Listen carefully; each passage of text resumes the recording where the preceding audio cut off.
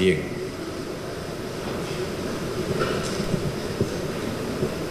Dese cuenta por relatoría. Gracias, señor presidente. Noveno Pleno Casatorio Civil. Casación 4.442 del 2015, procedente de la ciudad de Moquegua. Demandante, Huber Alberto Barrios Carpio. Demandado, Rosa Estrella Reate Marín y otro, sobre otorgamiento de escritura pública. El Pleno, en su conjunto, declaró procedente por la causal de infracción normativa de los artículos 1549 y 1412 del Código Civil. Señor presidente, los señores abogados no concurrieron a la audiencia.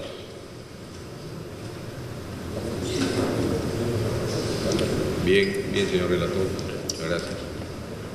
En primer lugar, señores jueces jueces supremos de las salas civiles de la Corte Suprema de la República, señores amigos de la curia, público en general, me honra mucho presidir este noveno Pleno Casatorio Civil, en el que se van a exponer las posiciones de las partes y las ponencias de los amigos de la curia respecto a un tema que consideramos muy importante y además controvertido, no solo desde el punto de vista jurídico, sino económico, como lo es el proceso de otorgamiento de escritura pública. En ese sentido, antes de entrar al tema, quisiera resaltar el esfuerzo de los señores jueces supremos y del Centro de Investigaciones para realizar los plenos casatorios, que constituyen una importante herramienta para la consecución de uno de los fines, que es el del recurso de casación, que es la uniformización de la jurisprudencia, generando con ello la predictibilidad tan ansiada en los pronunciamientos judiciales y la seguridad jurídica, por cierto. Respecto a lo que es materia de este pleno casatorio, hemos advertido que en el ámbito jurisdiccional existen pronunciamientos contradictorios entre los jueces al resolver el asunto, el tema del otorgamiento de la escritura pública. Y tenemos la posibilidad de, en esos momentos, antes de otorgar o no otorgar una escritura, ver la posibilidad de revisar la validez del acto jurídico contenido en esa escritura o que va a contener esa escritura. Hay jueces, por supuesto, que consideran factible este análisis, porque hay otros que no lo consideran factible, dado que se trata de un proceso sumario que no puede ni debe verificarse la existencia o deficiencia de un acto jurídico. Entonces, tenemos razones que sustentan ambas posiciones. Por eso, luego de revisar los expedientes en los archivos de las salas civiles, tanto permanente como transitoria, se ubicó este expediente, el 4442-2015, que es la base de discusión en este pleno casatorio. Dicho esto, señores aquí presentes, señores jueces supremos, damos la bienvenida y damos inicio a este noveno pleno casatorio con la intervención de los amicus curia que han sido invitados en esta oportunidad. Muchas gracias. Señor relator, pasamos al siguiente punto. Vamos a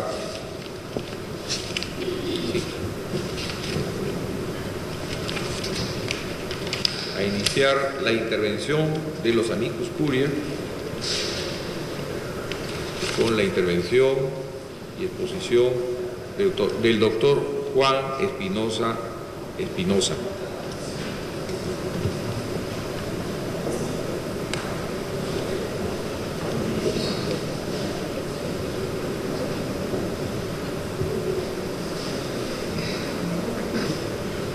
Voy a ser particularmente breve. Desde mi punto de vista, al menos el tema está lo suficientemente claro. Es algo que ya hemos discutido con la profesora Ariano. Yo entiendo de que el tema tiene aristas procesales y aristas sustantivas. No pretendo referirme a la parte procesal, sino quiero verlo el tema desde el punto de vista sustantivo. Y un poco le robo la idea a la profesora Ariano. Parece que ha pasado desapercibido el artículo 220 del Código Civil, el que dice que la nulidad que se refiere al artículo 219 puede ser alegada por quienes tengan interés o por el Ministerio Público. Puede ser declarada de oficio por el juez cuando resulta manifiesta y no puede subsanarse por la confirmación. Entonces, si en un proceso por otorgamiento de escritura pública, el juez competente advierte una nulidad manifiesta, sería una percepción limitada decir que el juez solamente tiene que ver el aspecto formal. Porque después, y perdónenme la expresión un tanto coloquial, es como el juego del gran monetón, ¿no? Porque el juez solamente vería el aspecto formal, el notario se ve forzado a cerrar esta escritura pública o cerrar la protocolización, y a la larga llega al registrador, que metafóricamente es el juez de títulos. Y esta determinación de algún requisito de invalidez tiene que verse desde el inicio. O sea, no se trata de ser medio juez o parcialmente juez. El juez no solamente en un proceso de otorgamiento de escritura pública debe ver el aspecto formal. Y les pongo un ejemplo. No voy a robar los ejemplos de la doctora Ariano. Lo menciono porque lamentablemente nuestro país es un país con amnesia histórica. Un caso que llegó al Poder Judicial. El contrato mafioso que hizo Vladimiro Montesinos con los Crucillat de la venta de la línea editorial de Canal 4, ¿no? En el cual, por aparentar ante la comunidad del Canal 4 que apoyaba la reelección presidencial de Fujimori, Vladimiro Montesinos pagaba $2 millones mensuales, con título valor de garantía. Todo eso se ha visto en el Poder Judicial en el proceso penal. Imaginémonos que ese documento, obviamente haciendo un ejercicio, tenga un problema de formalidad y se exija, mediante un proceso de otorgamiento de escritura pública, que se cumpla con esa formalidad. ¿Cómo es posible que un juez solamente se limite a decir de que tiene que ver el aspecto formal? Forzosamente tiene que ver todos los elementos integrantes del acto jurídico, ¿no?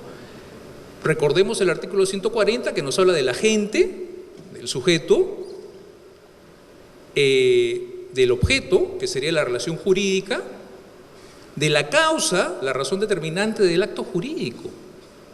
Entonces, no es posible que el juez, repito, lo veo desde el punto de vista de derecho sustantivo, solamente incida en el aspecto formal, repito, cuando se trata de una nulidad manifiesta. Entonces, si la pregunta es, ¿el juez en un proceso de otorgamiento de escritura pública solamente debe ver el aspecto formal o debe ver en su integridad los requisitos de la validez del acto jurídico? La respuesta es que sí, debe verlos en su integridad. Y el sustento normativo lo encontramos en el artículo 220, que está facultando al juez a declarar de oficio la nulidad cuando ésta resulte manifiesta. No pretendo decir que en el proceso de otorgamiento de escritura pública declare la nulidad, pero sí en todo caso declarar fundada o infundada la pretensión en atención a los requisitos de validez. Eso sería todo. Muchas gracias, doctor Espinosa. Vamos a escuchar a la doctora Eugenia Ariano Dejo.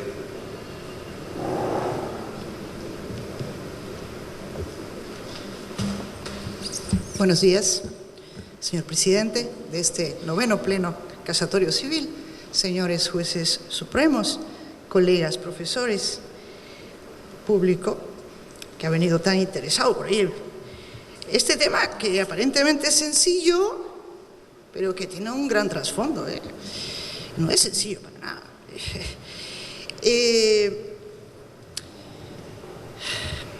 De todas las resoluciones que me han alcanzado, hay ciertamente las dos posiciones extremas y hay una intermedia, pero en todas ellas se menciona algo que creo que es el gran problema, ¿no? Que es que el proceso de otorgamiento de escritura, se dice reiteradamente, y leo una de las últimas, que es una casación. Es este mismo número. Es este caso, qué raro, viene con el mismo número. Se dice, ¿no? Perdón. Es la casación 3795-2014, donde se dice, fundamentalmente, que reiteradamente el Tribunal Supremo, que en los procesos de otorgamiento de escritura tienen como finalidad formalizar un acto preexistente. ¿No? Nada más, nada más. Y segundo, la otra idea, que es donde voy a incidir,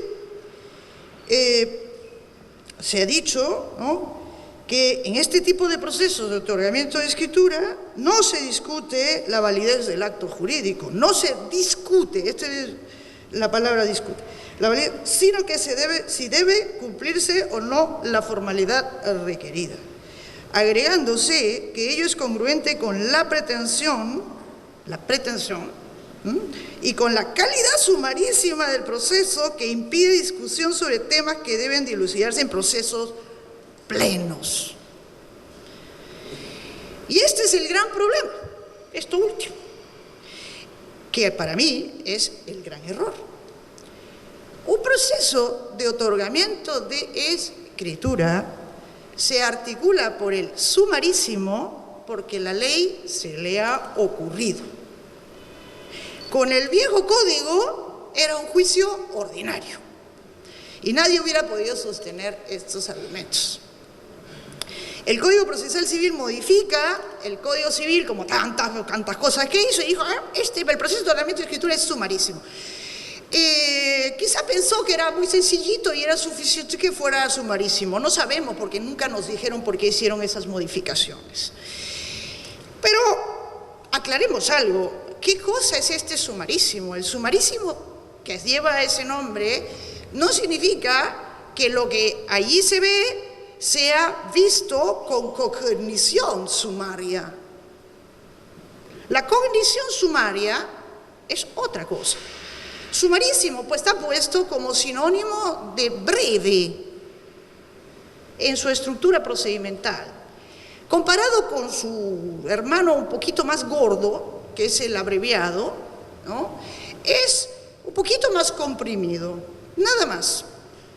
Ahora, tiene una gran diferencia, debida a la arbitrariedad del legislador, porque no hay ninguna razón que lo justifique, que es que no se puede reconvenir, nada más.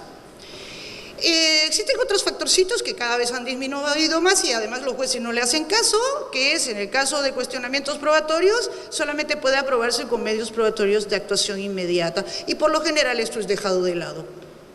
Así que por todo lo demás, un sumarísimo, digamos, en donde se plantea cualquier pretensión, es plenario. Porque hay que aclarar qué significa sumario en sentido técnico. En sentido técnico significa limitación de la cognición derivada de que la propia ley establece que aquí solo se discute, que es lo que pretenden decir acá, solo se discute, como ocurre en los interdictos posesorios, la posesión en sí por sí. Ahí de ustedes, no se pongan a discutir sobre si se tiene derecho o no se tiene derecho. Por lo tanto, eso se resuelve solamente sobre un pequeño angulito de una controversia que bien podría ser mayor y por lo tanto, eso sí es un típico, clásico, además es histórico proceso de cognición sumaria por el objeto. El otro clásico está puesto en la ley y conversaba con el profesor Arata, es el caso del desalojo, pero no cualquier desalojo, el desalojo por vencimiento de plazo en el contrato de arrendamiento o por vencimiento o por falta de pago de la renta, ¿no? Cuando se funde eso hay limitación probatoria. Cualquier otra causa que no tenga una limitación probatoria o no se derive del objeto propiamente dicho, es un proceso plenario. Y es un proceso plenario porque no hay limitación de lo que puede constituir objeto de discusión. No digo objeto, porque aquí se dice, y esta es la idea equivocada, que aquí no puede discutirse de la validez. ¿Por qué? Porque es sumarísimo. Y no es pleno, en consecuencia. El sumarísimo es tan plenario como lo es un abreviado y como lo es un proceso así llamado de conocimiento, salvo que exista un factor sumarizante establecido por la ley. Por lo tanto, un sumarísimo es capaz, como procedimiento, es capaz de albergar toda la discusión. Lo que no es posible es reconvenir, lo que no significa que no se pueda excepcionar. Es decir, que no pueda ser contralegado por el demandado. En este caso, en el caso que ha motivado la convocatoria a esta sesión, pues los demandados estaban en rebeldía, pero digamos que no hubieran estado en rebeldía y que hubieran dicho al contestar la demanda, la mujer que no había intervenido para nada, y pues que no, bueno, yo no he intervenido para nada, este acto está viciado, es nulo, es ineficaz, todo lo que los civilistas discuten, ¿no? Si es ineficaz o es nulo, lo que fuera, y lo pone sobre el tapete. Podría discutirlo, pero que no, faltaría que no pudiera. ¿Cómo que no puede? ¿Ah? En un otorgamiento de escritura se está pidiendo, se está pretendiendo el cumplimiento de una formalidad porque así lo pactaron las partes, porque la ley lo estableció, porque lo que sea. Eso es un punto segundo frente a la validez del acto. No basta que haya un documento o lo que fuera en donde se establece la obligación que pudieran haber pactado las partes para formalizarlo notarialmente. Puede ponerlo, de hecho en el contrato de Montesinos mencionado por el profesor Espinosa bien podría haberse puesto la cláusula: este contrato será elevado a escritura pública ante un notario amigo, ¿no? Que no nos va a hacer problema, porque un notario serio no haría eso, ¿no? Y ese es otro detalle, ¿no? El tema, ¿no? ¿Cómo un juez no va a poder apreciar? La parte lo puede deducir. ¿Qué es lo primero? Si se puede discutir, porque ¿quién discute? En principio discuten las partes. En el caso, debo decir, quien puso el tema de la validez, lo puso el propio demandante. El propio demandante afirma en su demanda y dice expresamente: este acto, este contrato es válido, ¿no? Dice, tiene todo, y menciona todos los elementos del acto. Me menciona, dice, tiene esto, ¿no? Habla primero, ¿no?, de que celebró el contrato por teléfono con la mujer, y luego dice que hay una manifestación de voluntad tácita. Es un poco contradictorio el hombre, pero importa. Lo cierto es que él mismo pone sobre el tapete la validez, y aunque no la pusiera por implícito, forma parte de la causa petente de cualquier pretensión, sobre todo en este debería ser absolutamente pacífico, ¿no? Debería ser absolutamente pacífico, que obviamente un prius, uno que va antes, alguien que está pidiendo el otorgamiento de una escritura pública, de un acto que fuera, que no 100 sobre 100, creo que son contratos, porque si no, no había nadie del otro lado, ¿no?, a quien exigírselo, que hay que determinar la validez, aunque la otra parte no lo establezca, qué es lo que significa esa, entre comillas, declaración oficiosa del segundo párrafo del artículo 220 del Código Civil. El juez tiene que hacerlo, tiene el deber de hacerlo, porque si no estaría ordenando, imagínense ustedes, que se eleve a escritura pública un acto que adolece de un vicio que lo invalida. Y llegaría este pobre notario, que no es un notario amigo de Montesinos, sino que es un notario serio, como son los notarios, y él no podría hacer uso de ese derecho que le da la ley del notariado de no elevar a escritura pública un acto que es contrario a la ley o a las buenas costumbres o a la moral. Oiga, un notario puede negarse, un juez no va a poder apreciar que ese acto está viciado, y solamente porque hay una clausulilla ahí que dice que las partes tienen que elevar escritura pública, si no, yo solamente veo esto. Por supuesto que puede, ese problema no debería ni plantearse, pero el gran obstáculo ha sido esta idea, y es esta idea de que el sumarísimo no podría discutirse de la validez. ¿Cómo que no? O lo pone en cuestión la propia contraparte, o lo pone en cuestión el juez. Ahora, otra cosa es que obviamente el juez tiene que ponerlo sobre la mesa. tiene que activar el contradictorio. Todo ejercicio de poder oficioso tiene, o debería ser, esta es mi batallita, previo promoción del contradictorio con las partes, que en primera instancia debería ser en el momento de fijación de los puntos controvertidos, que debería ser el momento para decirle, ¿sabe qué? A mí me parece, ¿no?, que a mí me parece que aquí hay algo que no anda bien. En este caso particular, debo decir, no había necesidad de promover el contradictorio, porque el propio demandante había puesto sobre el tapete el tema. El propio demandante. Moraleja, si un notario puede negarse a elevar escritura pública, los registradores, un registrador le llega un título y dice, no, esto es inválido. Expresamente la ley le autoriza a controlar la validez del acto. Tiene que hacerlo, si no incumple su deber. ¿Cómo no lo va a poder hacer un juez? O sea, el hecho de que surja este problema es lo que más me preocupa. Debo decir que este es un gran tema, es un tema sobre el cual se discute un poco en todas partes, sobre los límites de la apreciación oficiosa del juez de los vicios, en qué ámbito. Este es el menos controversial, porque se está pidiendo el cumplimiento de algo, y en donde es muy fácil la solución.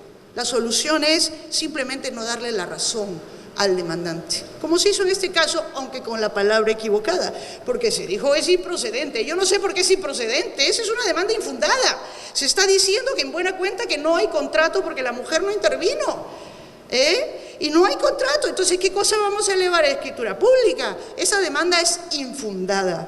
Y les, como cuestión de solución frente a la pregunta que implica la convocatoria a esta reunión, pues obviamente sí puede discutirse, y puede discutirse en este y en cualquier otro proceso, con invitarles a la reflexión sobre la sumariedad, que en este caso no hay ningún factor de sumariedad, y lo que aquí se decida está en aptitud de devenir cosa juzgada. Y eso es abre otra cuestión que en casos como estos no se presentan, que sería un largo discurso, un larguísimo discurso sobre la eficacia externa, ¿no?, de una decisión como esta. Pero por lo tanto, cerrando, pues yo pienso que hay que reponer en cuestión aquello que aquí lo único es que se discute, si es que se debe formalizar o no formalizar, sino que también de suyo, por implícito, porque así lo han planteado las partes, pues debe necesariamente, y con ello y en ello cumpliría su función el juez, debe necesariamente determinarse si el acto es válido o no. Muchas gracias.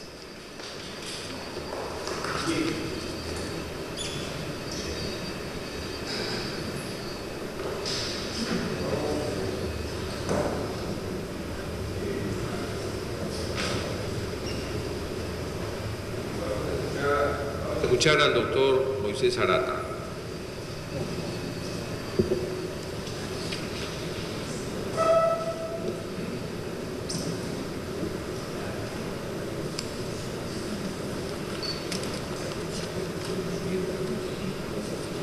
Muy buenos días, señor presidente de esta sala plena, señores miembros de este pleno casatorio. Voy a hacer unas breves reflexiones sobre la casuística que ustedes han tenido a bien compartir con nosotros para poder analizarla en este pleno y poder evaluar si corresponde o no corresponde fijar un criterio determinado. Obviamente hay criterios encontrados. Creo yo que ayuda mucho ver qué es lo que tenemos entre manos. Primero, normalmente tenemos contratos de compraventa sobre predios.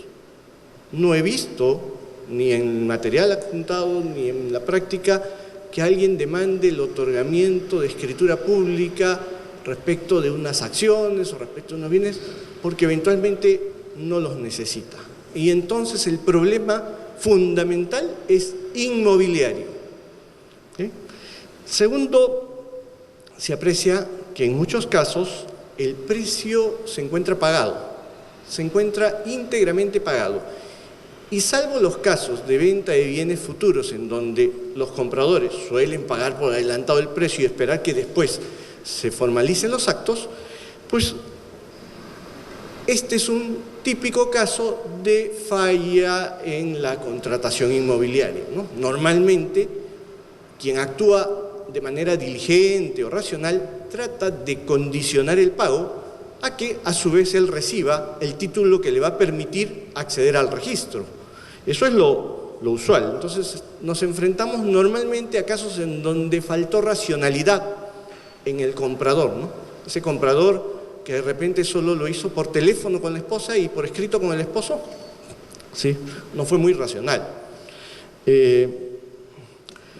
Cuarto, se aprecia que en muchos casos los demandados son declarados rebeldes.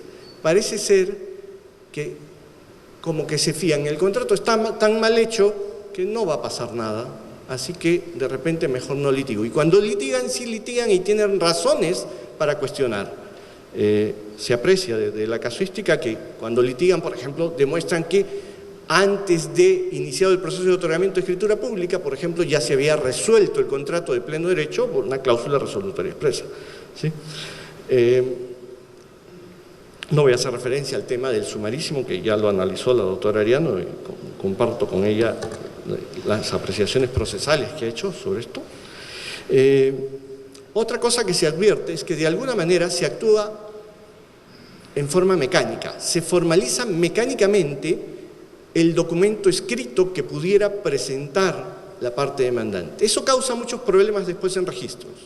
Por ejemplo, hay un problema no de identidad del bien, pero de mala descripción del bien en el documento privado, en la minuta que sirve de recaudo a la demanda. Y el juez, en su sentencia, manda a otorgar la escritura pública y formalizan, como dicen, solamente ese documento privado tal cual venía. ¿Qué pasa en el registro? Que el registrador obviamente hace observaciones. Y, por ejemplo, un precedente del Tribunal Registral dice: señores, ¿el juez podrá aclarar la escritura pública que otorgó? Sí, solo sí. Esa aclaración aparece en su propia sentencia como algo de lo que él está convencido. Está convencido que el inmueble que se describió como un inmueble de 180 metros, pues terminó siendo un inmueble de 140 metros. Está convencido de la identidad de eso porque hablaron, como en uno de los casos que ustedes nos han alcanzado, de el inmueble ubicado en el segundo piso y en el segundo piso no hay otro que ese. ¿Está convencido el juez? Si no encuentro que el juez está convencido, el registrador observa, tacha finalmente, y entonces el proceso no le sirvió de nada al demandante, ¿no? Luego, la protocolización notarial. La protocolización notarial en estos procesos le quita al notario toda posibilidad de control de legalidad, que es precisamente uno de los primeros filtros del sistema para poder después, a través del sistema registral, asignar unos efectos muy potentes a la inscripción, como son la legitimación, la oponibilidad, la fe pública registral. Entonces, esa capacidad que normalmente tiene un notario de controlar legalidad, de poner a prueba en esta primera barrera que está frente a un acto practicado por personas capaces, con libertad y a las que identifica, y además para controlar que efectivamente estén formalizando un acto válido, pues eso se elimina.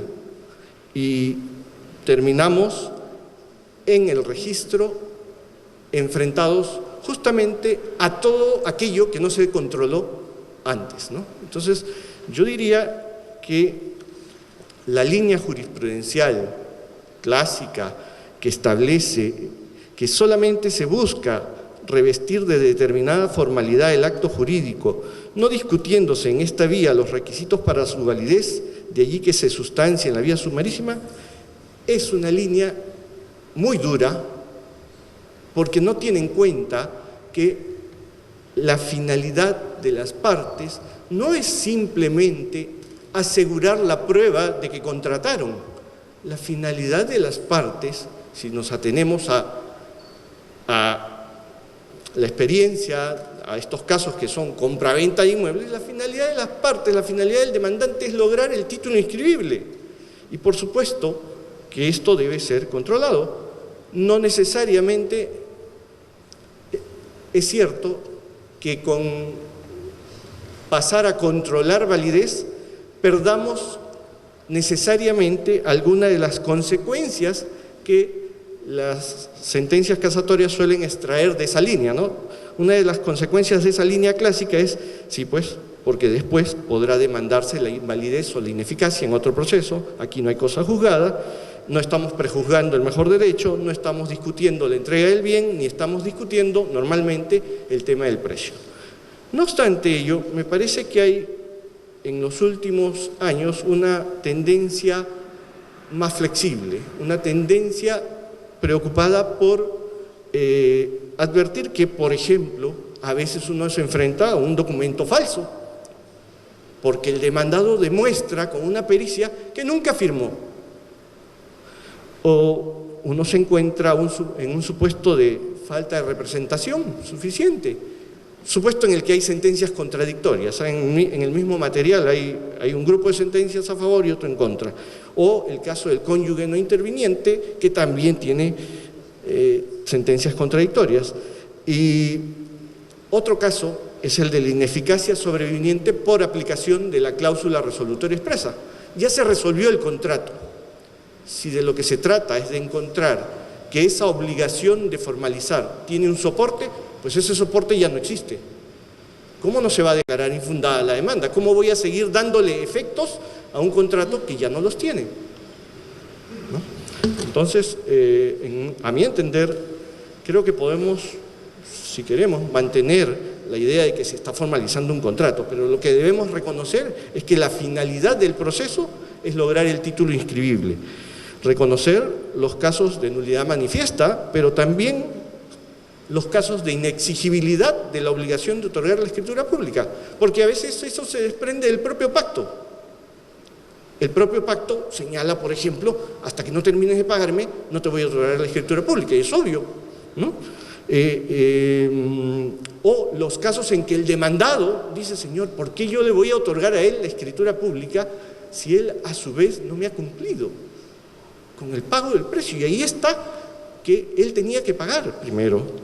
Entonces, hay que reconocer esos supuestos que creo que permiten hacer más flexible y más útil el proceso de otorgamiento de escritura pública para el sistema de publicidad de los derechos reales, ¿sí? Sin perjuicio también de abordar este tema de las comprobaciones aclaratorias o subsanatorias que el juez puede encontrar. Me he convencido, ¿no?, de que el inmueble es el mismo, me he convencido que no hay un problema de identidad, para que en registros no tengas un problema de identidad.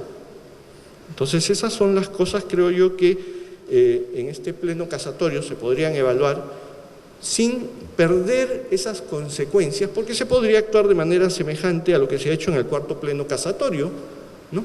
Se ha dicho, las discusiones de validez estarán en los considerandos, no en el fallo, y de esa manera, si se quiere evitar perder esas consecuencias de la línea inicial, pues puede bien procederse de esa manera, ¿no? El caso de intervención de los cónyuges está vinculado obviamente al tema del octavo pleno casatorio, ¿no? Si concluyen que es nula la falta de intervención de los cónyuges, no hay forma de no controlar esto, ¿no? Si concluyen que es ineficaz, eventualmente podría yo decir, bueno, déjame tener una escritura que ya sé que no va a surtir efectos, pero déjame tener por lo menos una escritura pública para tratar de convencer a la cónyuge o al cónyuge que me otorgue la escritura pública complementaria que necesito. Pero bueno, eso está atado, como digo, a lo que se resuelva en el octavo pleno casatorio. Esas son las reflexiones que quería compartir con todos ustedes, con los amigos de la curia y con el público en general. Muchísimas gracias. Muchas gracias, doctor Arata. Doctor Martín Mejorada Chauca.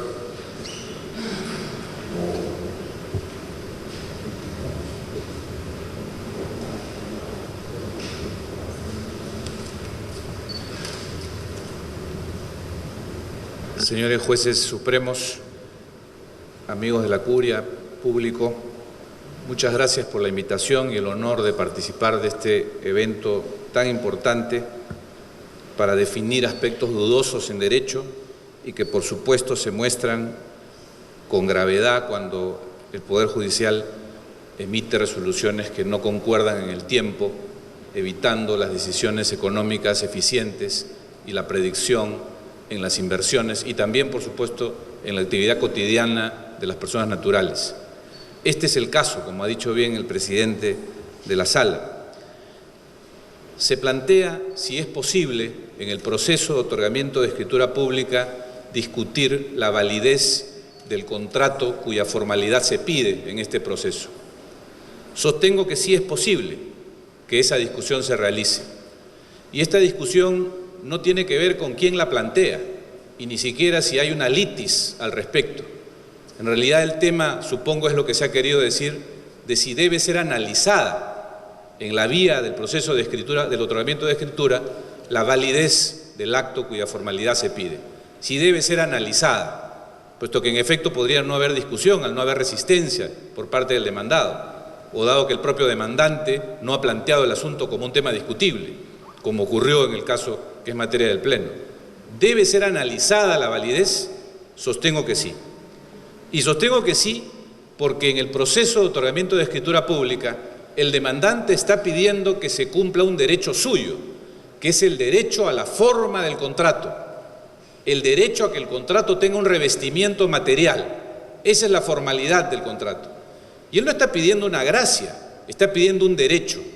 Y como derecho tiene una fuente, no emana de la arbitrariedad, no emana de la liberalidad del legislador ni del juez, emana de una fuente.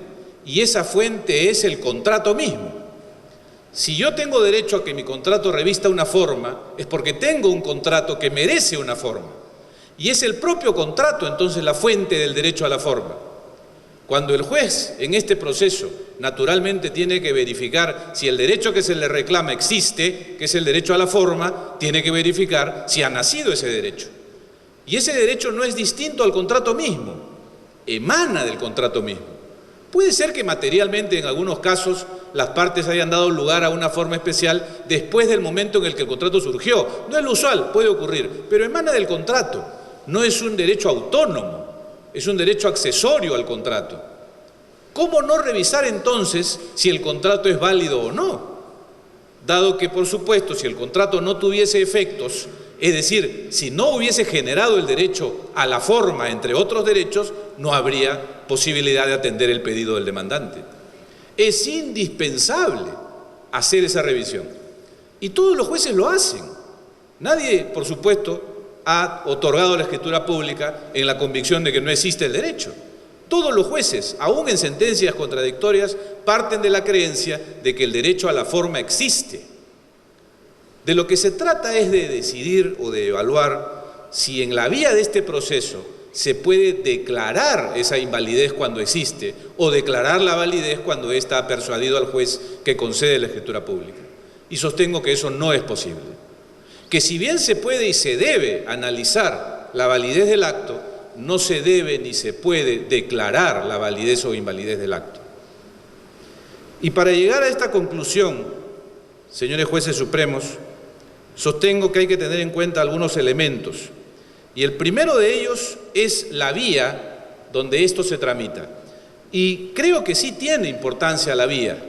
Creo que la decisión de haber consignado esta forma de atender el pedido sobre el derecho a la forma del contrato, prevista en el artículo 14.12 del Código Civil, no es arbitraria. Podemos discrepar de que si fue la idónea, pero no es arbitraria. O en todo caso, dado que el legislador no es finalmente la fuente más importante en la interpretación, es decir, la histórica no es la más importante de los métodos de interpretación, es función de los jueces darle sentido y fundamento a esa decisión del legislador que dijo, cuando las partes han convenido una forma o cuando la ley dispone una forma para el contrato, el requerimiento para que éste se dé se hace en la vía sumarísima. Entonces la determinación de los alcances del trabajo judicial en la evaluación de lo que se le pide para que se cumpla el derecho a la forma del demandante, es uno que tiene que ver con esa vía. Es indispensable. Y es muy importante decir que esta sala, la sala plena, ya revisó la importancia de la vía sumarísima en el alcance del análisis judicial a propósito del cuarto pleno casatorio sobre desalojo. Ya la sala dijo con muy buen criterio que es en razón del sumarísimo que la evaluación que ahí se haga de la condición del demandante como propietario y del demandado como precario es una evaluación ligera, es una evaluación de urgencia, es una evaluación que en razón de todo lo que implica lo sumarísimo es una decisión provisional. Porque hay que atender el reclamo de quien dice ser dueño y hay que sacar rápido a quien no tiene título alguno. Esa es la razón, en el caso del desalojo por precario. ¿Cuál será la razón en el caso del sumarísimo para otorgar la forma? No creo que sea arbitraria. La forma en los contratos es en muchos casos, y como bien se ha recordado, la experiencia lo señala, una exigencia del mercado fundamental. Y diría yo, una urgencia fundamental que en los tiempos más recientes se torna más clamorosa, el acceso al registro. ¿Por qué los contratos sobre bienes tienen que acceder al registro si los sistemas traslativos de derechos reales, casi ninguno, solo la hipoteca, existe en vía del registro? Todos los demás se adquieren por consenso, la propiedad y los demás derechos reales, salvo la hipoteca. ¿Por qué tendrían que acceder al registro? Porque solo llegando al registro se logra concretar el derecho de verdad. El consenso que describen las normas sustantivas no es suficiente y el propio sistema legal lo acepta. Las normas de concurrencia de acreedores, 1135 y 1136, las normas de fe pública registral, 2014, y otras similares de la legislación especializada señalan: solo quien tiene un derecho sobre bienes inscrito conserva ese derecho. Es evidente entonces que todo aquel que contrata sobre bienes espera concretar ese derecho y conservarlo. Nadie adquiere o contrata un derecho admitiendo la posibilidad de que lo va a perder sin su voluntad por la existencia de un fraude o por la concurrencia de acreedores que él desconocía. Todo aquel que contrata para adquirir bienes espera conservar ese derecho y ese es el mandato de la ley. De otro modo sería un sistema que dice: usted adquiere un derecho pero lo puede perder. Ese sistema no sería decente, un sistema no sería civilizado, no sería un sistema que dé certeza a los titulares de derechos, empresarios o personas naturales, para operaciones complejas o para operaciones domésticas. Es igual. Todo aquel que adquiere o pretende adquirir un derecho sobre bienes requiere conservarlo. Y es en ese propósito que la vía para llegar al registro es la escritura pública, porque también la ley lo dice. Si para el acceso al registro no se requiriese escritura pública, todo este análisis cambiaría. Pero el acceso al registro es la escritura pública y es probable que pasen décadas antes de que eso cambie. Por esa es la urgencia de tener la escritura pública. Cuando yo contrato para adquirir propiedad, servidumbre, usufructo, superficie, uso, habitación y otros derechos sobre bienes, fideicomiso, contrato hoy. El paradigma teórico dice que ya hoy tengo el derecho, pero la práctica me dice que en realidad no lo tengo bien hasta no inscribirlo. Que mañana, si el vendedor se lo vende a otro y ese otro inscribe, él me gana. Que si mañana hay un delincuente que ingresa al registro en lugar mío y me sustituye, me gana. Entonces es obtener la escritura pública no solo un camino lógico para acceder al registro, es un camino urgente para acceder al registro. ¿Es necesario hoy la escritura o en unos años da lo mismo total? No, hoy. Y en esa medida es tan urgente tener una escritura como urgente es que el propietario esté en el bien y que el invasor no esté ahí. Coincido entonces con el planteamiento que se ha hecho en el cuarto pleno y que además informa todos los supuestos que se tramitan en la vía sumarísima: alimentos, interdictos, desalojo, donde todos tienen de común la urgencia en la atención del asunto. Y la urgencia supone un castigo a la evaluación, no digo poco seria, porque coincido con la profesora Ariano en el sentido de que la brevedad no es una licencia para la ligereza. La brevedad nos impide recursos que podríamos tener en otras vías, pruebas que podrían actuarse, mecanismos, informes, pericias que podrían concurrir, pero que en la vía sumarísima no son posibles. Y que además no son posibles, no hay que decirlo con pena, no son posibles porque hay un valor superior, la urgencia.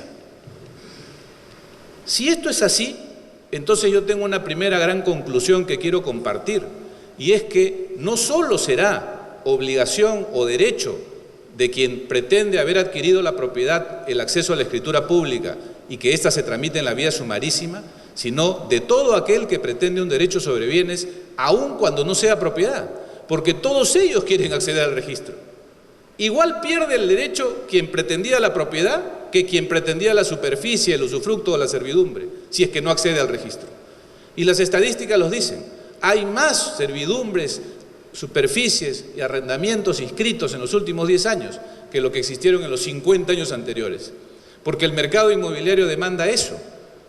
El mercado dice, ¿cómo adquiero un derecho de arrendamiento, de superficie, de servidumbre que sea sólido?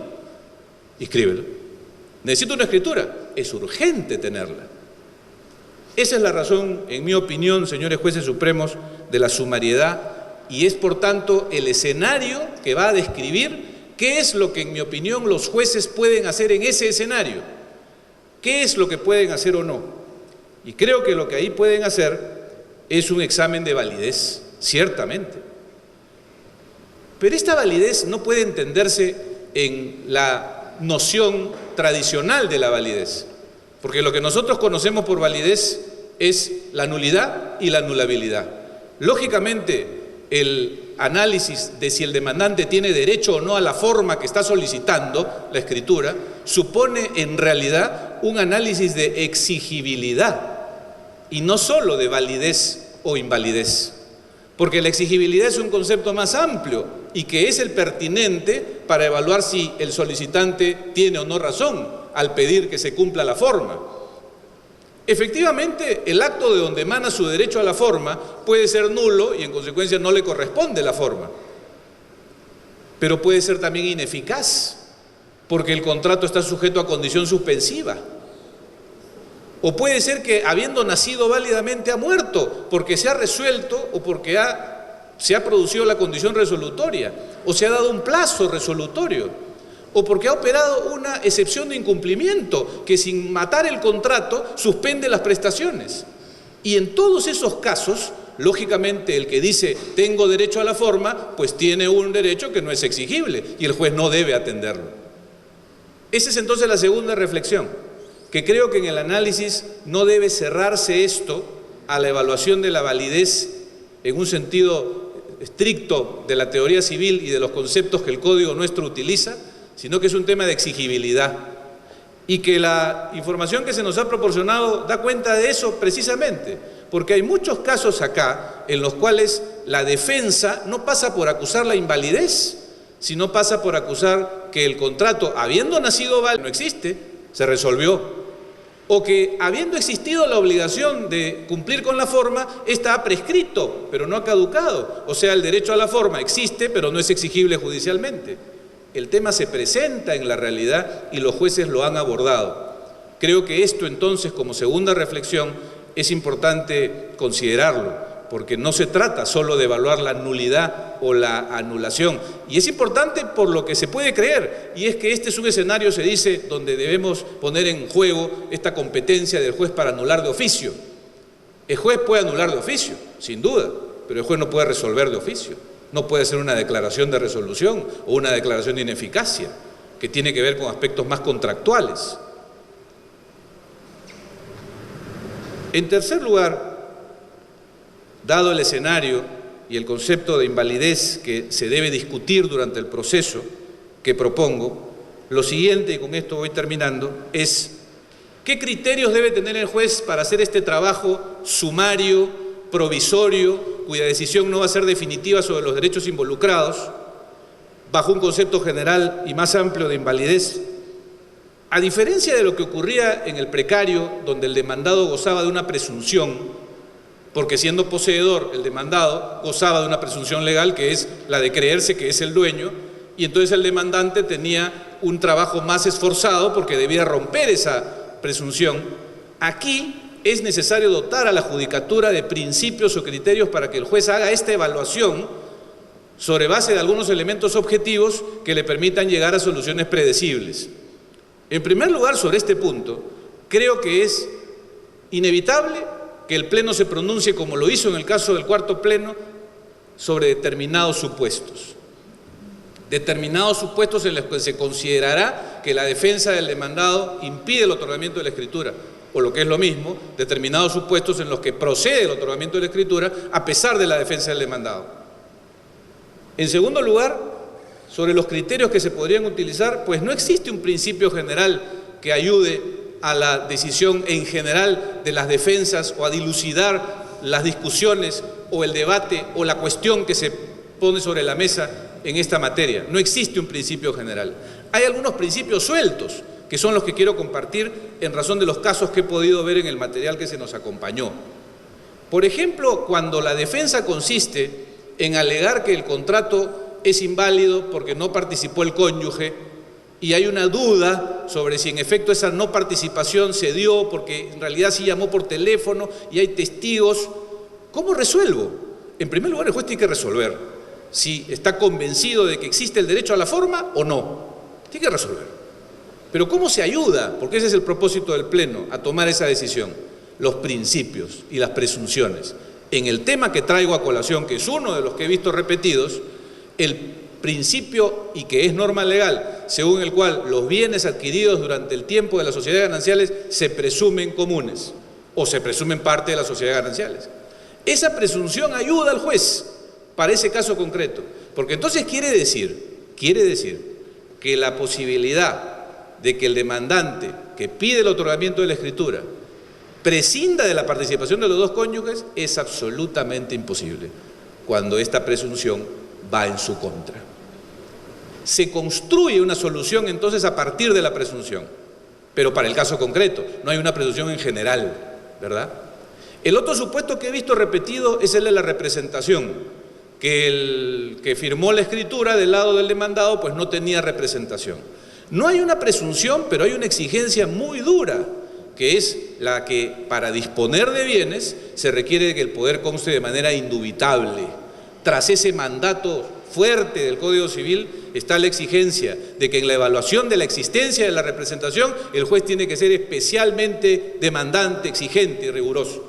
Por tanto, si la defensa es que no hubo tal poder porque no consta de manera indubitable, esa norma inclina la balanza en favor de quien se defiende, haciendo referencia a que no existió tal poder. En tercer lugar, diría que la otra herramienta tiene que ver con el carácter general de los contratos y el principio de conservación. Cuando el demandante dice que tiene derecho a la forma, es porque el contrato, se entiende, existe, es válido. Y si hubiese alguna discusión sobre ese hecho, donde el demandado dice que no es válido, que está suspendido, etcétera, pues el principio general que la judicatura tiene que acoger, creo, es el de la conservación del acto. Ante la duda debe entenderse que el acto es válido. Ayuda a la concreción de una decisión. No la define, porque no es posible, eso se verá en cada caso concreto, pero ayuda. En resumen, entonces, señores jueces supremos, creo que este tema debe apreciarse sobre la base de los criterios que ya se expusieron en el cuarto Pleno, que tienen que ver con una sumariedad que da cuenta de una decisión provisoria que no define quién tiene el derecho de propiedad o el derecho sustantivo, que no define si se ha producido un incumplimiento, que no define si se ha resuelto o no el contrato, solamente da una solución provisional para atender un tema urgente, que es el de contar con una escritura para acceder al registro. Si después resulta que aquel a quien le obligaron a suscribir la escritura, pues en verdad no estaba obligado, a la manera como el precario que salió del lugar cuando en realidad no debió salir, podrá por supuesto revertir la situación en un proceso donde esta primera impresión que se genera en la sumariedad se rompa sin responsabilidad para el juez, como dice bien en el cuarto Pleno. Muchas gracias, señores magistrados. Muy buenos días, señor presidente, señores magistrados, apreciados colegas, público asistente. En primer lugar, rápidamente quiero agradecer la deferencia de que he sido objeto con esta invitación para compartir algunas ideas en un evento de esta naturaleza. El planteamiento de este pleno casatorio es acerca de si se puede discutir sobre la validez o invalidez de un contrato cuya escritura pública es solicitada en juicio. Además, en el contexto de un procedimiento que es calificado por el Código Procesal y recogido en esta norma por el Código Civil de sumarísimo. Yo primero quiero decir que mi posición, mi planteamiento sobre esta interrogante es que sí se puede discutir, se debe discutir, y si llega la situación es imperioso discutirlo. Comparto plenamente lo que acabo de escuchar de mi colega distinguido, el doctor Martín Mejorada, en el sentido que no solamente se debe discutir la validez o invalidez, que es lo que trae a colación este caso específico, y por eso es que seguramente esa es la interrogante que se plantea como tema en este casatorio, pero evidentemente si el caso hubiera sido uno de ineficacia o de algún otro supuesto, pues habría que haberlo admitido también. Todos sabemos que el sistema de las formas en el derecho privado ha quedado prácticamente reducido a lo que son las formas solemnes, que son, digamos, un número clausus y además, creo yo, en retroceso porque las nuevas tecnologías y las técnicas van abriendo una serie de posibilidades formales que antes no existían, y simplemente la forma libre. Esto de la formalidad ad probationem ha pasado a la historia. La forma ad probationem era una forma que se consideraba que el legislador la establecía, porque era establecida por la ley, pero la establecía no con el énfasis y la relevancia y la trascendencia de la forma ad solemnitatem, en el sentido que comprometía la existencia, la validez del contrato, sino la establecía solamente porque consideraba que ese tipo de actos debían ser probados de esa manera. Y por lo tanto, aquellos que consagraban o que explicaban la forma ad probationem en su sentido más riguroso, señalaban correctamente que no había otra forma en que se pudiese probar el acto que en ella, en la que señalaba la ley. Nuestro legislador fue un poco más, digamos, un poco más laxo y señaló que si la ley exigía una forma que no fuese solemne, era solo un medio. El proyecto había dicho, era el medio. La ley, creo yo, como criterio, señaló que es solo un medio de prueba del acto. Entonces, como es un medio de prueba del acto y cualquier medio puede utilizarse en defecto de entonces ya esta recomendación de la ley con relación a las formas que por ello pasan a denominarse ad probationem no tiene mayor relevancia. Pero lo que sí tiene relevancia, distinguidos señores magistrados, es que también las formas a veces no funcionan como formas. Es decir, las formas no funcionan para darle un continente al acto negocial.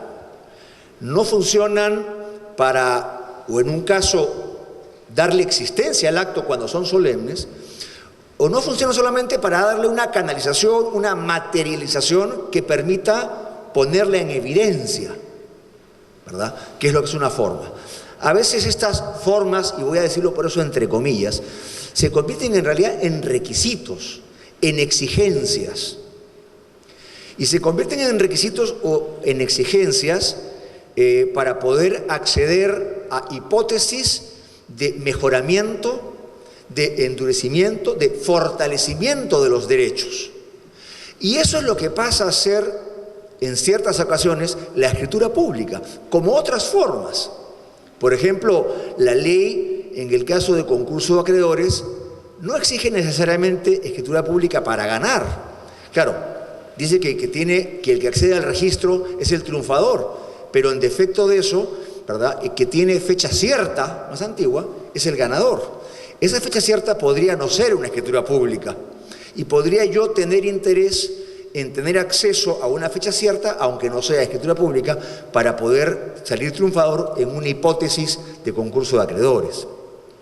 Entonces, en ese caso, esta forma, es decir, esta solemnidad, ¿verdad?, no se requiere ni necesariamente para que el contrato exista, ni tampoco se requiere para poderlo probar, porque lo podría probar bien con la prueba que tengo. Se requiere para que mi derecho sea preferido frente al derecho de otro, que también lo puede probar de alguna manera. Pues de esto es de lo que estamos hablando acá.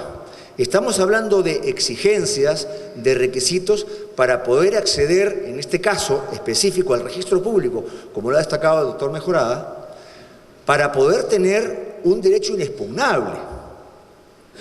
Pero aquí lo importante, señores magistrados, es que esto juega en doble sentido, es decir, juega en dos vías, de ida y de regreso, porque efectivamente esto favorece a quien adquiere un derecho que luego entonces a través de estos requisitos formales accede a la protección por la vía del registro, por ejemplo, y entonces tiene, ¿verdad?, un derecho mejor protegido, inexpugnable, sólido. Pero el problema es que también alguien puede ser perjudicado porque quien no tiene derecho, ¿verdad?, se vale de este, que es un requisito, para acceder al registro, aparentar que lo tiene y perjudicar a otro que sí lo tenía.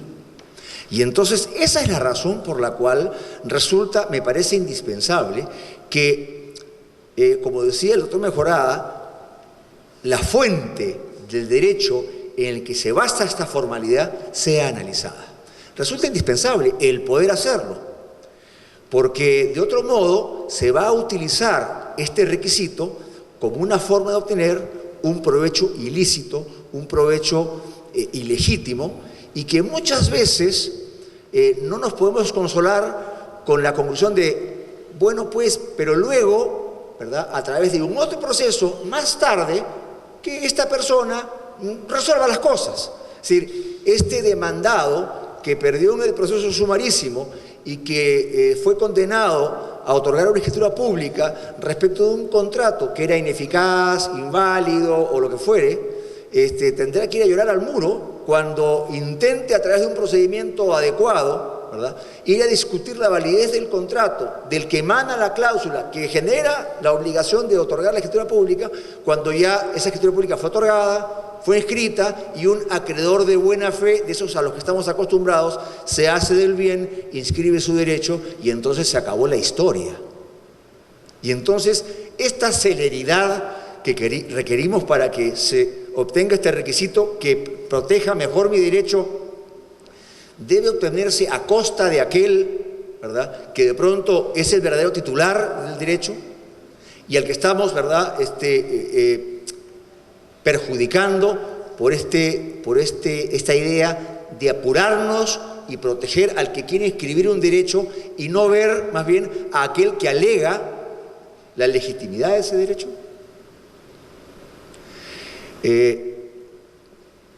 Hemos tenido nosotros una serie de circunstancias que nos han permitido abrir los ojos sobre la cantidad de mecanismos y de fórmulas que se pueden inventar para lograr perjudicar a aquellos titulares que, teniendo derecho, ven cómo a través del registro desaparecen. Hay casos emblemáticos y hoy día tenemos en el Poder Judicial, ¿verdad?, una maquinaria monstruosa articulada a través de estos temas de arbitrajes, casos sumarísimos, escrituras públicas, inscripciones y buenas fe registrales. Tenemos que tener mucho cuidado con esos problemas. Que si se puede discutir este tipo de circunstancias importantes cuando se procesa una pretensión de otorgamiento de escritura pública, se puede discutir. Desde el punto de vista sustancial, desde luego no hay ningún inconveniente. Si acá estuviéramos hablando de arbitrajes no habría ningún problema. Todo parece indicar que el problema resultará siendo la vía procedimental que ha sido establecida para discutir el otorgamiento de la escritura pública.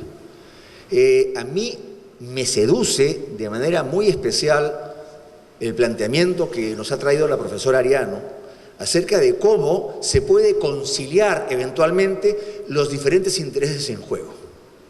Porque efectivamente podemos contemporizar el hecho de estar en un procedimiento sumarísimo y de todas maneras atender a la bondad, a la legitimidad del derecho en que se basa la demanda. Porque recordemos que, como ha sido mencionado con reiteración, aquí hay dos posibilidades. O esta forma, que es una forma, o este requisito, que es requisito, emana del contrato o emana de la ley. Si emana del contrato, no entiendo cómo es posible que no se pueda observar y discutir acerca de la legalidad y de la solidez del título del que emanaría esta obligación. No encuentro esta forma. Es como si alguien pretendiese exigir una obligación y no se pudiese discutir sobre si la fuente de esa obligación efectivamente existe, es válida, es real, es correcta. Es como si yo pudiese pedir el pago del precio de una compraventa y no se puede discutir sobre si la compraventa es válida, o si se produjo una imposibilidad sobrevenida, o sobre lo que fuere. Es como si alguien me dijese a mí, me demandase para el otorgamiento de escritura pública de un contrato de donación de inmuebles, en donde sí claramente la forma es ad solemnitatem. Y el juez no puede decir, no señor, no le puedo atender porque usted no ha celebrado la donación, porque la donación se celebra por escritura pública, porque el juez estaría diciendo que ese acto es nulo y estaría diciendo entonces que no hay derecho, ¿verdad?, a esa escritura pública. No entiendo cómo en esos casos se podría atender esos procesos sin discutir acerca de la existencia, de la validez, de la legitimidad de ese título. O eventualmente el derecho emana de la ley. Emana de la ley porque hay un artículo como el que se discute en este proceso, que es ese artículo de compraventa que obliga al vendedor, ¿verdad?, a formalizar la transferencia de propiedad, que en el fondo lo está diciendo otorga la escritura pública, ¿no es verdad? Pero el presupuesto, el supuesto de hecho de la norma es en efecto la existencia, la validez, la exigibilidad de un contrato de compraventa. Es decir, este requisito o esta forma podría no provenir del contrato, provenir de la ley, pero la ley basada en un supuesto de hecho, en donde la consecuencia es la forma, pero el supuesto de hecho es la existencia del contrato. Entonces, no encuentro un buen argumento para sostener que esto no es posible, como no sea este argumento procedimental, que creo que las salidas que se han dado, porque el doctor Mejorada también ha ofrecido una salida muy inteligente, nos permitirían. Lo importante es que no se excluya bajo el argumento de que hay un proceso sumarísimo toda discusión, toda dilucidación y toda certificación de que existe en efecto el título jurídico del que el derecho y la contrapartida, el deber de otorgar un requisito o una formalidad emana. Muchas gracias, señores magistrados.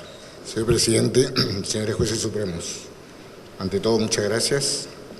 Es un honor estar aquí y poder expresar algunas ideas sobre el tema en discusión.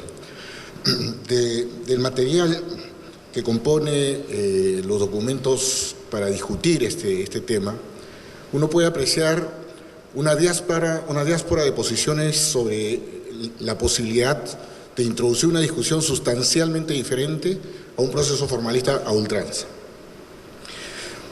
Considero, señores magistrados, que hay una grave equivocación en el análisis de la estructura de los contratos con prestaciones recíprocas.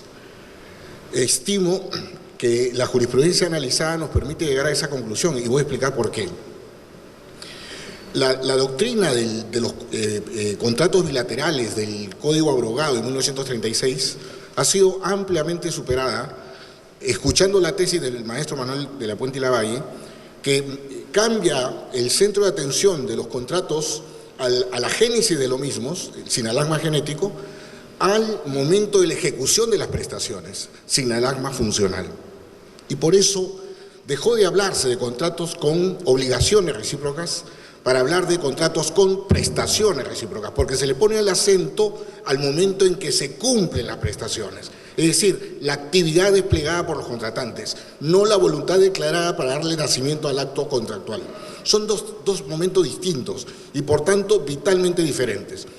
¿Y cómo influye esa estructura en una visión, a mi modo de ver, equivocada? No es posible que en las ejecutorias que he estudiado se encuentren fallos que digan que en un proceso de otorgamiento de escritura no puede discutirse si el precio se pagó o no. ¿Cómo que no?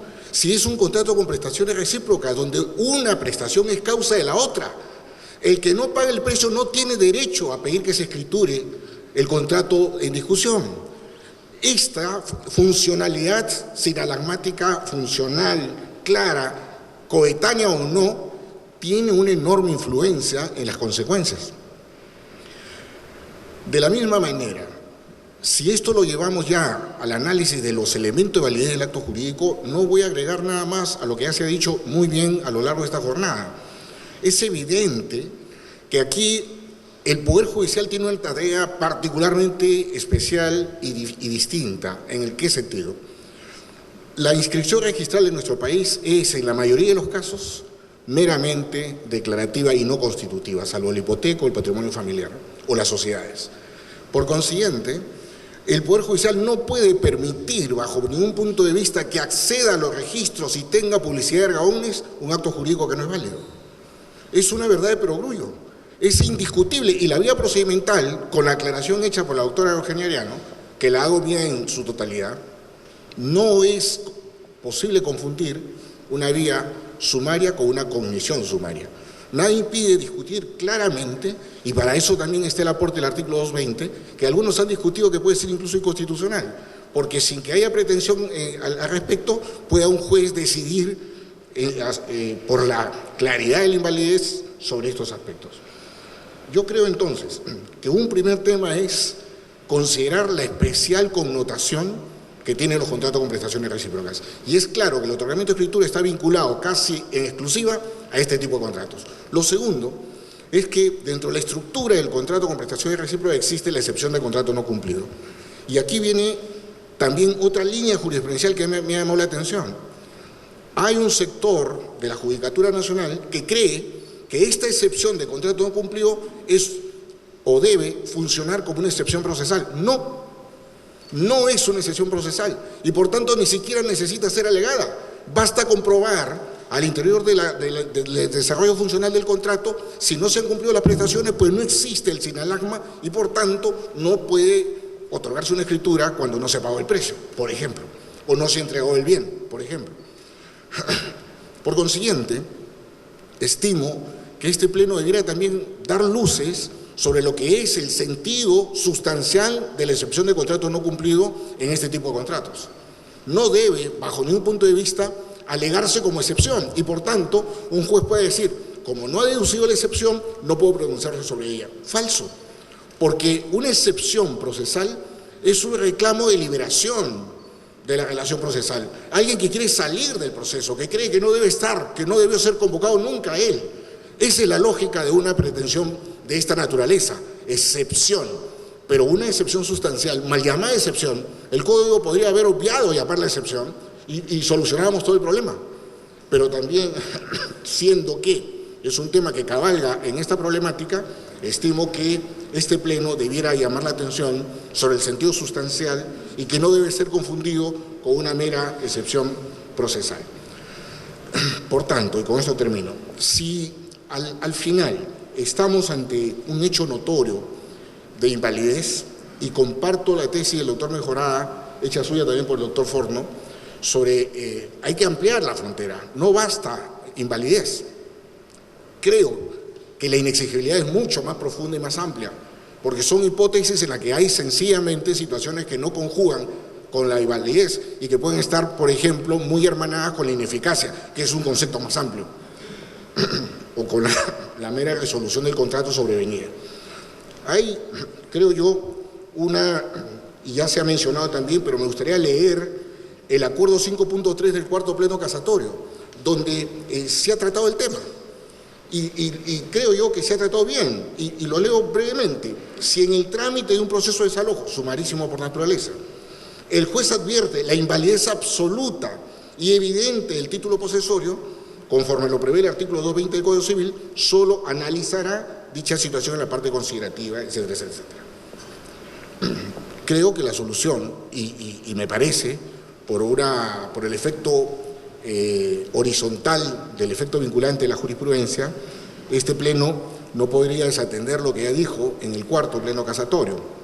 Y debiera, me parece, porque esta es una tesis que de verdad es sutil, porque dice analizará, no resolverá, porque claro, en un proceso sumarísimo resolver una invalidez sustancial como que suena a una posibilidad, a un grado de afectación del debido proceso. Pero si la evidencia es tal, y por ahí hemos encontrado un fallo en el que, por ejemplo, se está discutiendo escriturar un contrato de compraventa donde no está fijado el precio, elemento esencial de la compraventa. ¿Cómo podría un juez cerrar los ojos ante esa realidad y mandar escriturar el documento pertinente? No, es imposible. Si un registrador lo puede hacer a fortiori, lo debe hacer un juez nacional. Y termino entonces con esta situación. Yo creo que una de las grandes reformas que el derecho civil peruano espera es un cambio radical en los efectos registrales del acceso a los registros públicos. Estimo que en su momento deberá ser, en todos los casos, una inscripción constitutiva de derechos. Pero mientras no sea así, el Poder Judicial debe ser muy cuidadoso de ser un filtro radical para que no accedan a los registros públicos los títulos que no lo merecen. Y por tanto, no puede ser que la vía sumarísima pueda ser un impedimento para justificar este no análisis, estudio y sanción de lo pertinente. Y, señores magistrados, me permitiría, quizás anotando a pie de página una idea que estimo, me parece importante, más allá del tema puntual. El efecto vinculante de los plenos casatorios es algo que debemos cuidar muchísimo. Y la única forma de que esto se proyecte a futuro con solidez es que la distinción que hagan los jueces inferiores en otros casos, que siendo parecidos no son iguales, funcione a cabalidad, como funciona en todos los sistemas donde la jurisprudencia es vinculante. Un juez puede apartarse del efecto vinculante cuando hace la distinción, pero para que haga la distinción tienen que haber elementos de juicio suficientes en aquel fallo del cual se quiere apartar para saber que existen diferencias. Y por tanto, la metodología que se viene utilizando para dictar sentencias de plenos casatorios debe ser revisada. Yo creo que algo que debe formar parte de una sentencia de pleno casatorio es establecer puntualmente aquellos aspectos fácticos centrales que han motivado la decisión, para que los jueces en el futuro, en casos que siendo parecidos pero no son iguales, puedan apartarse. Es la única manera de que se genere respeto y persistencia en los fallos que dicte esta digna sala colegiada. Muchas gracias.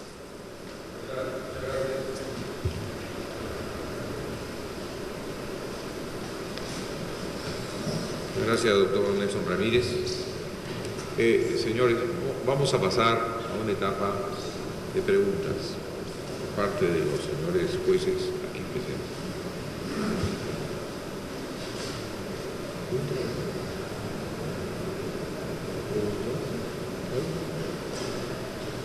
El señor Ulises Yaya va a formular una pregunta. Muchas gracias, presidente. Muchas gracias a los miembros de la curia. Muy interesantes todas sus disertaciones. Me parece haber entendido, doctor Nelson Ramírez, estimado doctor, que es de la posición que en los casos en los cuales no se haya pagado el saldo del precio, no debería otorgarse la escritura pública. Yo me pregunto, ¿dónde queda esta necesidad del tráfico comercial, de la inscripción registral? Si aun cuando eso haya ocurrido, el derecho del vendedor es a reclamar en la vía respectiva el pago del saldo e incluso la existencia de la hipoteca legal, en caso tenga que escribirse el acto cuando hay un saldo impago. Sin perjuicio, por supuesto, el análisis que tenemos que hacer en pleno respecto a la posibilidad de entrar a analizar la validez o no del acto jurídico cuya escrituración se pretende, que es el tema central de este pleno casatorio. Esa duda me aborda, doctor Nelson Ramírez, ¿no? ¿Cómo no hacerlo si existe la posibilidad de la exigencia del crédito por parte del vendedor, en tanto el precio esté impago, y la existencia también de la posibilidad de que la inscripción futura esté sujeta a una hipoteca legal?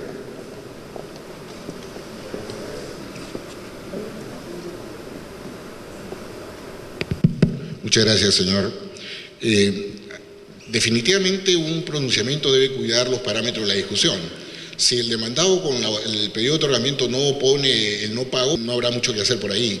Pero si la defensa gira en torno a eso, yo sí creo que hay un elemento que hace la diferencia. Esta estructura no es una estructura, digamos, ajena al derecho comparado. Existe en muchos países y es casi graficarle de la siguiente manera. Una obligación, una pretensión, para ser más preciso, es la causa o motivo de la otra. Si mi obligación de escriturar gira en torno a tu obligación de pagar el precio, no me pidas escriturar si tú no me pagas. Doy para que des, o hago para que hagas, o doy para que hagas, o hago para que des. Esa funcionalidad tiene que respetarse, más allá de la voluntad de las partes, porque es la estructura del negocio que les permite hacer el intercambio de bienes. Por consiguiente, si en un otorgamiento de escritura hay una oposición de defensa en la que se alega que el precio no ha sido pagado, pues la cuestión no va a ser que se declare infundada la demanda, que se declare fundada, pero que a su vez se exija que se cumpla con el pago del precio, con lo cual hay economía procesal, no necesitamos ir a otro proceso. Creería que el efecto es muy bondadoso, en la medida que además se respeta la estructura del negocio celebrado. La señora Tello va a formular preguntas también. Sí, muchas gracias a los amigos jurí. Han sido muy elocuentes en sus intervenciones. De hecho, nos plantean varias interrogantes que no creo que alcance el tiempo para formulárselas a todos, pero en este caso quisiera formulársela al doctor Martín Mejorada. A ver, en principio nosotros jueces y juezas tenemos que garantizar el principio de igualdad de armas. Eso es nuestro punto de partida. Y frente a un proceso en que tenemos un demandante que viene a solicitar que se formalice un acto jurídico, un contrato de compraventa, por ejemplo, de pronto va a tener, según la posición prácticamente unánime que hemos escuchado, un fallo que no solamente le va a ser contradictorio, sino que además, y en términos coloquiales, iría por lana y saldría trasquilado.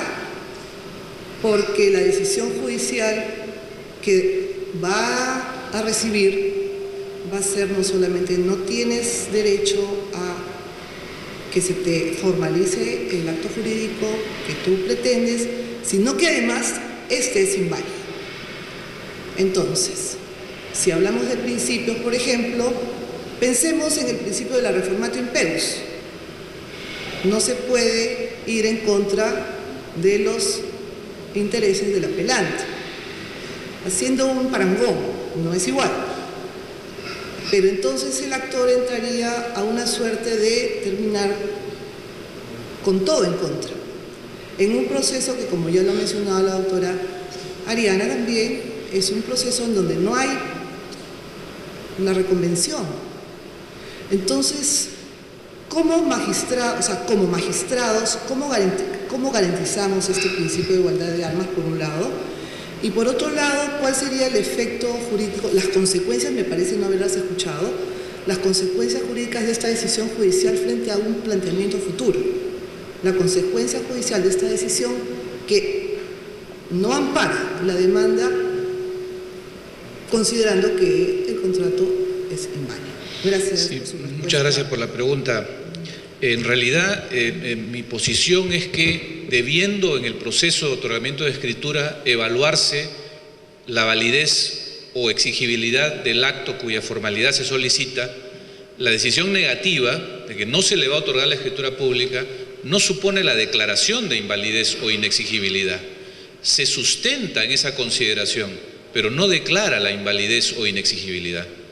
Como que cuando es estimatoria y se acepta el pedido de otorgamiento de escritura, tampoco es una declaración de validez o exigibilidad. Son las consideraciones para tomar la decisión, pero no hay tal declaración, precisamente porque estamos en un proceso donde la verificación no es sustantiva, no es de fondo. Las consecuencias por las que se pregunta son fundamentales, porque siendo esto así, si la demanda fue declarada infundada en consideración a que el juez ha considerado que en apariencia hay un problema de validez, eso no significa que el acto es irremediablemente inválido. Podrá a quien se le negó esta escritura en la vía sumarísima recurrir a la vía lata y demostrar ahí que su acto sí es válido, con las pruebas que no pudieron actuarse en la vía sumarísima. Insisto por eso que ocurre aquí exactamente lo mismo que en el desalojo del precario. Cuando el desalojo es declarado fundado, no significa que el demandante es el propietario y que el demandado definitivamente es un ilegítimo, solo que en la verificación sumaria ha resultado esa impresión y ese va a ser el efecto, la salida inmediata, lo que no implica que en el proceso lato pueda revertirse la situación.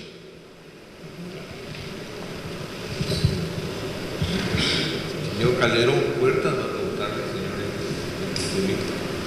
Muchas gracias, señor presidente, y muchas gracias a los amigos de la curia. Yo tengo 3 preguntas, quisiera dirigírselas en orden. La primera pregunta dirigida al doctor Juan Espinosa, que tiene que ver con lo expuesto por el doctor Monzón Ramírez y la pregunta hecha por el doctor Ulises Yaya, el asunto del precio. Si ya hubo bien y precio, aunque hubiera saldo, ¿es posible no amparar la demanda de otorgamiento de escritura pública? La segunda pregunta, doctor Forno, ha hablado del contrato de donación y la hipoteca, el artículo 1098 del Código Civil, la hipoteca se constituye por escritura pública, puede solicitar su otorgamiento. Y la tercera pregunta va dirigida a la doctora Ariana.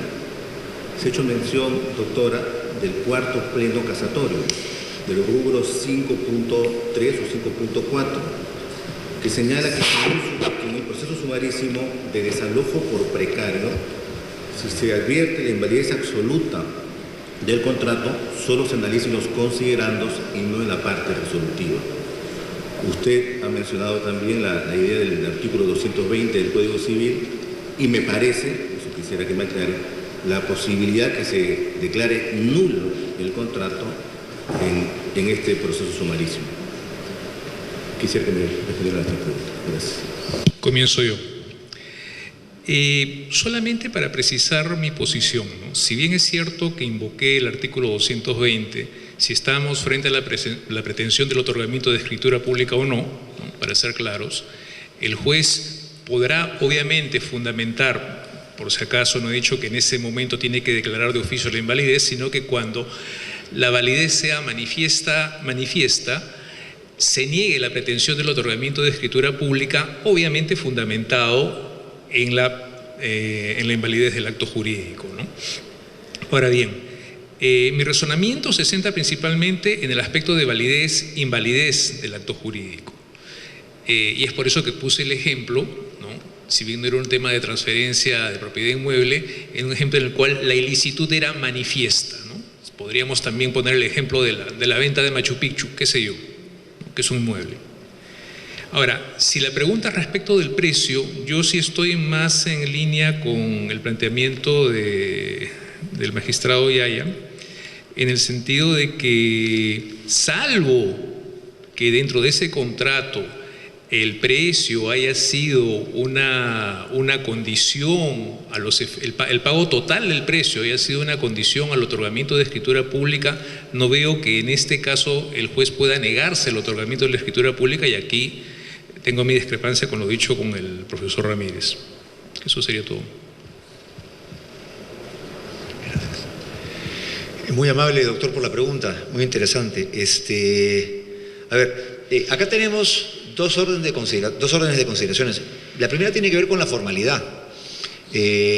Nuestro Código Civil ha creado un sistema justamente tratando de evitar la gran incertidumbre que generaba la aplicación del Código anterior con relación a las solemnidades. porque con ese tema de las formas attuationem y a solemnitatem, la ley exige formas. Usted celebrará el contrato de esta manera o lo hará de esta otra. En el primer caso era una solemnidad, en el segundo caso una forma approbationem. ¿Y cómo lo sabemos? Si en ambos casos el legislador redactaba el artículo en términos de orden, porque la ley, como dice el Código chileno, manda, prohíbe o permite. Entonces dice, se hará así. Y ese se hará así podría significar solemnidad o podría significar, ¿verdad?, una forma de aprobación.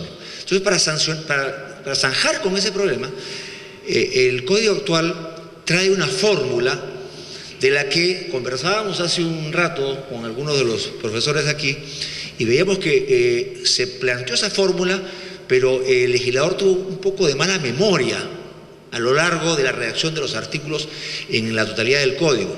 La fórmula es que si el legislador, o sea, si la ley señala una forma y no cuida de advertirnos que la inobservancia acarrea la nulidad, entonces esa forma no es una solemnidad, es solo un medio de prueba.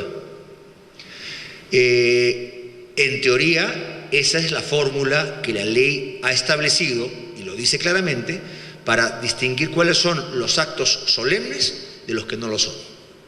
Entonces, en el caso de la hipoteca, la ley señala que la hipoteca, ¿verdad?, se debe constituir por escritura pública, pero no señala que esa solemnidad lo es porque no observarla acarrea la nulidad del contrato. Entonces, acá podemos hacer una discusión sobre si es un olvido del legislador y debió señalar bajo esa nulidad, o deliberadamente el legislador quiso establecer esa forma, ¿verdad?, como una forma de aprobación. Lo cierto es que finalmente ese contrato tendrá que acceder al registro, y para poder acceder al registro requerirá de una escritura pública, como lo ocurre en el caso de la compraventa o de los otros actos inscribibles. Entonces, si nos atenemos a que ese artículo no sanciona con nulidad la inobservancia y aplicamos la fórmula legal que establece la ley, entonces ese contrato de hipoteca no es solemne, que es lo que yo creo.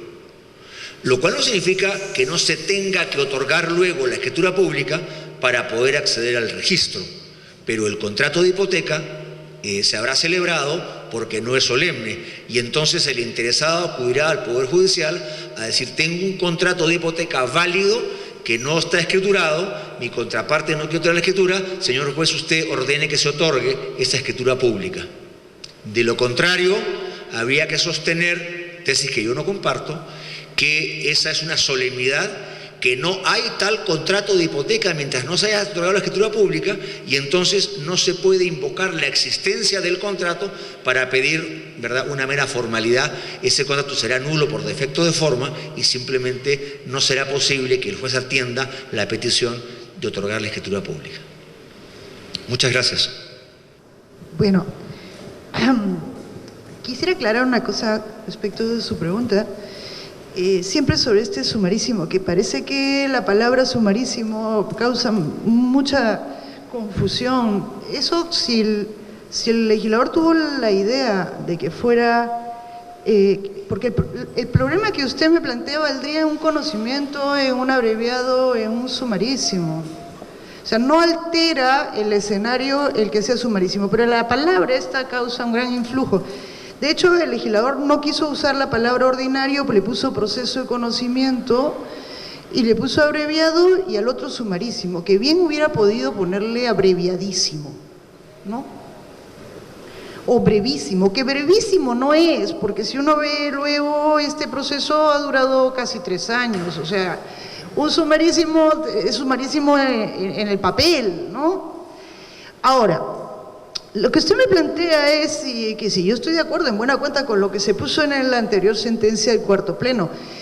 Obviamente es más o menos del mismo tema, y es cuál sería la metodología en el caso, el método a seguir cuando se levanta una cuestión, que la levanta de oficio el juez, y cómo se pone en definitiva en su decisión, ¿no? ¿Dónde se pone? Que si se pone en el fallo o se pone en la motivación, ¿no?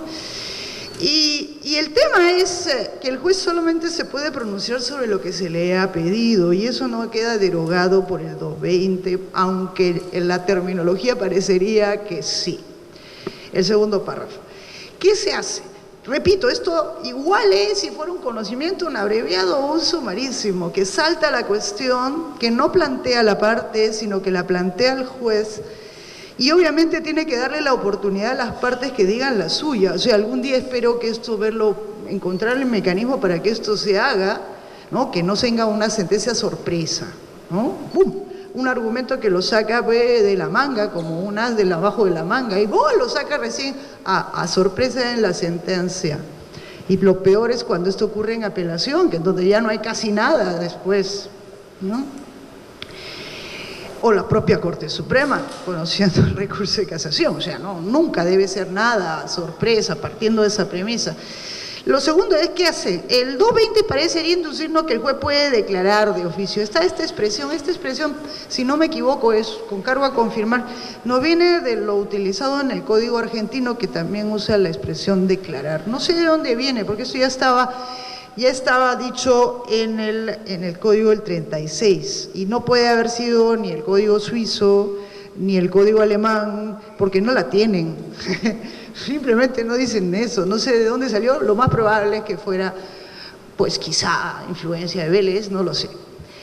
Esto de declarar, pero ¿dónde se declara? Uno dice, bueno, se declara en el fallo. Esto no es en realidad, es una apreciación oficiosa, un análisis, si queremos usar la expresión del profesor mejorada. O sea, es un análisis oficioso, nadie lo ha planteado, ninguno de los dos, pero está dentro de los poderes del juez, en este caso es obvio, pues es el hecho constitutivo, ¿no? Aquí lo que está en juego es el hecho constitutivo de la pretensión, la validez del...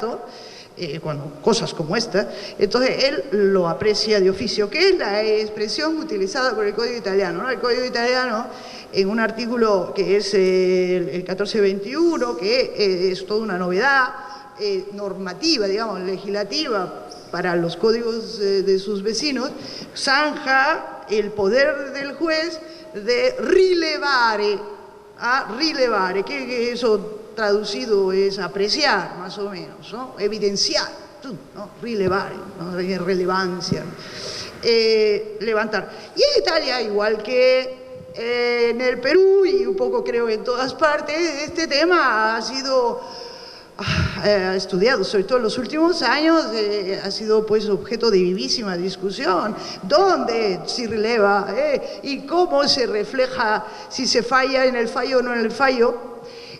Pues obviamente si solamente es un hecho, yo aprecio el hecho, la circunstancia de la invalidez, eso no se declara, eso se aprecia y es el fundamento por el cual no se le da, en casos como estos, la razón al demandante. La pregunta, por lo tanto, yo pienso, lo tengo por escrito, pero el tema ha evolucionado también en mi cabeza, ¿no? El tema, lo tengo escrito hace muchos años, que no se declara en el fallo, se aprecia en la motivación, se dice, porque esa es la razón por la cual, la ratio decidendi, la razón por la cual no se le da la razón al demandante. El problema viene si eso que está en motivación produce efectos hacia afuera, que es donde me quedé en mi intervención y aprovecho la ocasión, si me lo permiten. Si eso hace en buena cuenta, hablando en palabras sencillas, cosa juzgada sobre la validez. Esto es un tema arduo, de largo aliento. Yo pienso, entonces, no se declara en el fallo porque nadie lo ha pedido, es el fundamento. O sea, quedando fijo, en casos como estos, en donde en buena cuenta se está pidiendo el cumplimiento, pues obviamente se deniega el cumplimiento porque el acto está viciado. ¿Hace cosa juzgada? Ese es el gran tema. Olvidémonos que sea sumarísimo, porque este efecto dice el sumarísimo. Todos los días se tramitan sumarísimos y lo que se resuelve es cosa juzgada. Vamos, si yo estoy dentro de los límites de la cuantía, lo que se decide ahí no es que sea provisorio porque es sumarísimo. No es provisorio, además nosotros no conocemos ni eso cuando deberíamos conocerlo. Obviamente hace cosa juzgada. El tema es si una cuestión apreciada incidenter tantum, en el caso concreto, hace o no hace cosa juzgada. Yo pensaba que no hace unas semanas. porque es algo decidido incidenter tantum. Y entonces no precluye la posibilidad de que se vuelva a discutir en otro proceso, porque justamente ha sido tratado como cuestión, solamente es cuestión. Pero pensando y repensando, en parte, es un tema todavía no madurado bien, yo creo que sí, incluso si se declara fundada. Si declaró fundada, si el juez declara fundada la demanda de otorgamiento de escritura partiendo de la premisa que él ha tenido que analizar la validez del acto, él está diciendo por implícito que el acto es válido. Nadie debería ya poderlo discutir, al menos no interpartes, los que fueron parte. Y se está madurando en mí la idea que además, porque me he leído las sentencias últimas de la Corte de Casación italiana, justamente en secciones unidas, que simplemente ha establecido el decálogo, el decálogo de la declaración oficiosa, de la apreciación oficiosa, y de en qué casos produce cosa juzgada y en qué casos no lo produce, y en qué casos sí se puede poner en el fallo y en qué casos no se puede poner en el fallo. Pero y de lo que queda claro, y más o menos esto estoy madurándolo, queda claro que solamente se pone en el fallo cuando se ha pedido.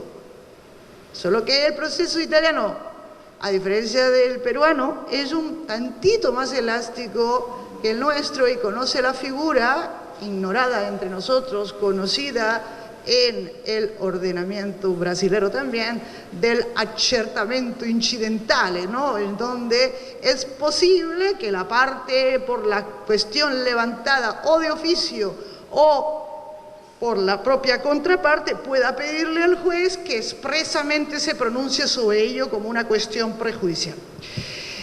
Y de hecho, la validez del acto en casos como este es una cuestión previa, prejudicial, lógica, sobre la cual el juez debe pronunciarse. Pronunciarse en el sentido de tomarlo en cuenta, no en decisión, no en fallo, sino en los considerandos.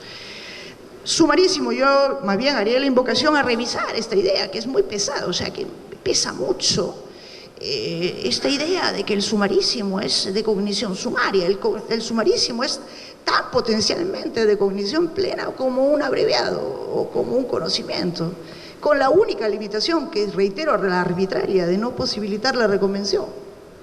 Y bueno, que despejaría muchos problemas. Pero en fin, eso de la prohibición está puesta ahí. Pero eso no significa que no se ponga en discusión. Se puede poner en discusión e integrar el objeto del debate, y que si ese objeto del debate lo pone expresamente el juez, que eso sea objeto de viva discusión. Si es viva discusión, entonces aquello que se decida y las razones por las cuales se decida, como en cuanto a cuestiones previas, estarán con todo, a pleno título, con la posibilidad de venir cosa juzgada, impidiendo que esto además sirva para promover litis futuras, que eso es algo que todos debemos ser conscientes que hay que tratar de evitar, en el sentido de que un proceso debe servir para resolver el máximo de conflictos posibles y no ser promotor de ulteriores, decir esto por ahora nomás, pero sin perjuicio de que lo hagan valer otro proceso encima con el agregado del lato, no sé qué es eso.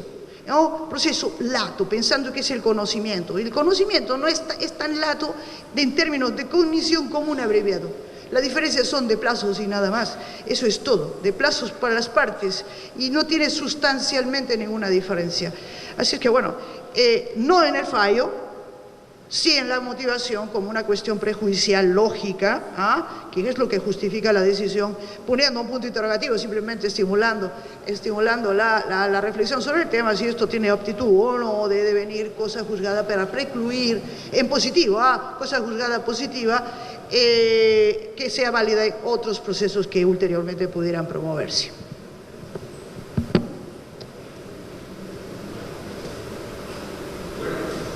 Bueno, señores amigos de la curia, señores jueces,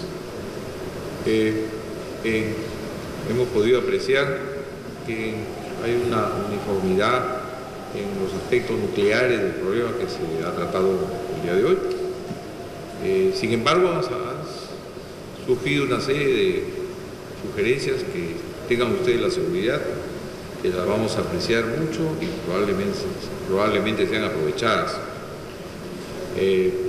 Por supuesto, la doctora Ariana también no ha cerrado el caso, ha aperturado otro problema de la cosa juzgada, que vamos a verlo también, por supuesto, como una cuestión colateral que ha surgido de los aportes hechos por ustedes, señores amigos de la comunidad.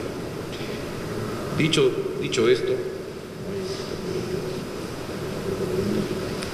esto, señores, clausuramos este pleno jurisdiccional agradeciendo a los participantes en el mismo por su concurrencia a este evento tan importante para la jurisprudencia peruana.